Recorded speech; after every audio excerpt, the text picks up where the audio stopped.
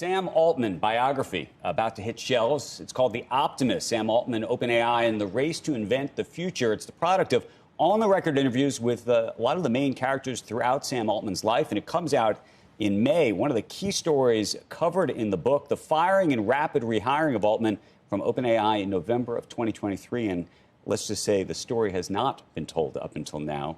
The real story, that is. Joining us right now is the author, Wall Street Journal reporter, Keach. Hagey. Hagey, good morning to you. Morning. Help us understand what the real story is, because we've heard lots of different versions of it, but it sounds like you got to the bottom of it in a different way.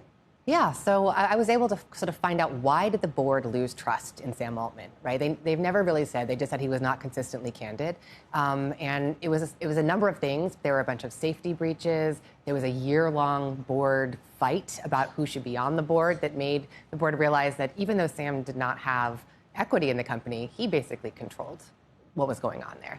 And of course, then there are folks inside the company, the CTO Mira Murati and Chief Scientist Ilya Sutskever, who came forward and spoke at length about the management failing. What do they think now? And the reason I ask what do they think now is clearly you walk through this sort of very dramatic narrative of what happened in the moment and their efforts to push him out, and clearly their efforts failed.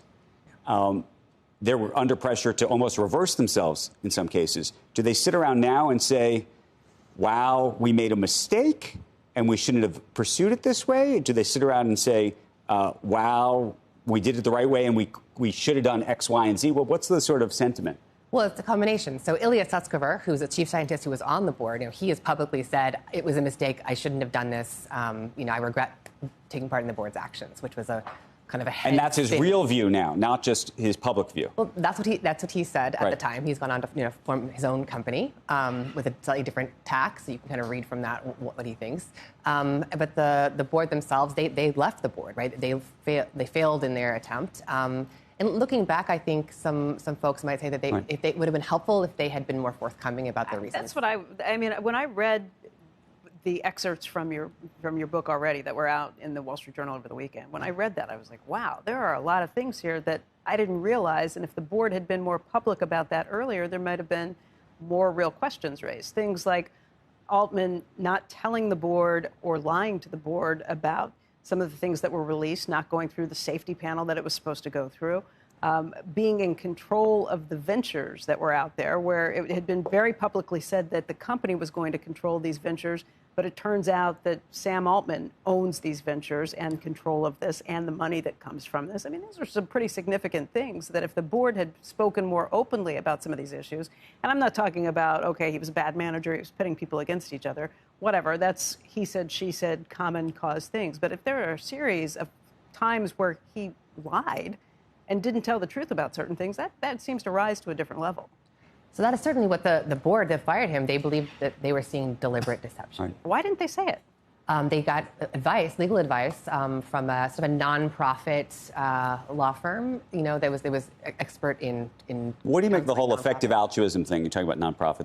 But there's a whole effective altruism thing that's sort of behind what's going on here. By the way, similar story, the FTX. I'm not suggesting they're the same, but there's a big question in the Valley about the folks who are involved in effective altruism and how that manifests itself inside the corporation. Absolutely. So of the 4 people that voted to fire him, 2 of them had ties to the effective altruism community. So literally half, that was true.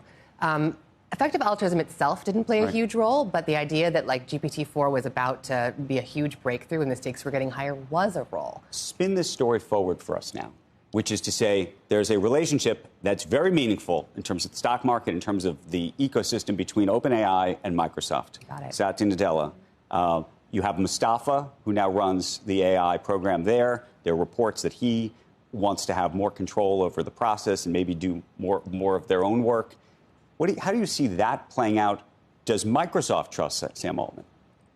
Well, that is exactly the legacy of this board firing thing that is hanging over into this current moment. They are currently in negotiations about the future of their partnership is going to look like, and OpenAI is trying to become a for-profit company, a more traditional for-profit company, and it's becoming extremely difficult given all of the loss of trust that Microsoft. So what do you think is going to happen?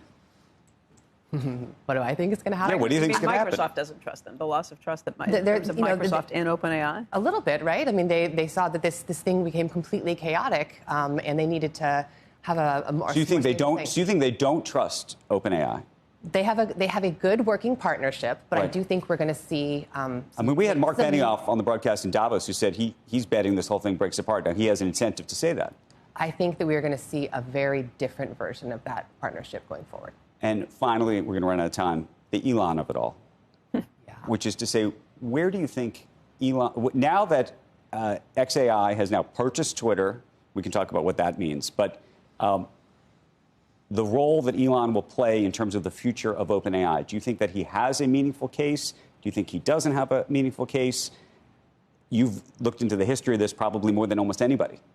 I think that he has the ability to screw up their for-profit conversion in a big way, right? That's what he's trying to do with these lawsuits. And as soon as he keeps throwing questions at it, the longer it's going to take them to go for-profit and the harder their fundraising is going to be.